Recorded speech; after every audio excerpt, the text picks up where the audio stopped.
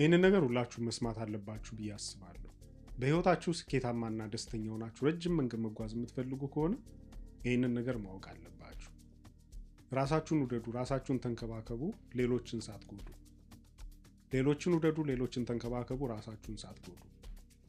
በእነዚህ መካከል ያለውን ልዩነት ብዙ ሰው የሚያውቀው አይመስለኝም፣ ወይ ደግሞ ያስብበትም። ብዙ ሰዎች አሉ ሌሎችን እየበደሉ ሌሎችን እየጨቆኑ ለራሳቸው የሚሆኑ፣ ከሌሎች እየዘረፉ የራሳቸውን ኪስ የሚሆኑ፣ ሌሎችን እያስራቡ ራሳቸውን የሚያጠግቡ። እኔ ሰልፍ ላቭ አለኝ ምናምን ይሏቸዋል። ከዛ ይሄ ሰልፊሽነት ነው፣ ሰልፍ ላቭ አይደለም። በምትኩ ደግሞ ሌላው መደብ ውስጥ ያሉ ሰዎች አሉ። በተለይ እንደኛ ደግሞ ባህልና ሃይማኖት በብርቱ ለሚጫነው ማህበረሰብ ይሄ ነገር ኮመን ነው። ራሳቸውን እየበደሉ ሌሎችን የሚጠቅሙ ሰዎች አሉ። እየራባቸው ሌሎችን የሚያጠግቡ፣ እየታመሙ ሌሎችን ለማዳን የሚሞክሩ፣ እየተቸገሩ ሌሎችን ለመደገፍ የሚሞክሩ ሰዎች። ይሄም ጤነኛ አይደለም። 9 ድሃዎችን የሚረዳ ሰው በአመቱ 10ኛው ድሃ ይሆናል የሚባለው ለዚህ ነው።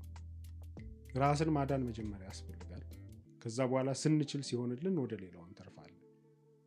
እና ሁሌም ይሄንን ነገር አስታውሱ። ራሳችሁን ውደዱ፣ ራሳችሁን ተንከባከቡ፣ ሌሎችን ሳትጎዱ። ሌሎችን ውደዱ፣ ሌሎችን ተንከባከቡ፣ ራሳችሁን ሳትጎዱ።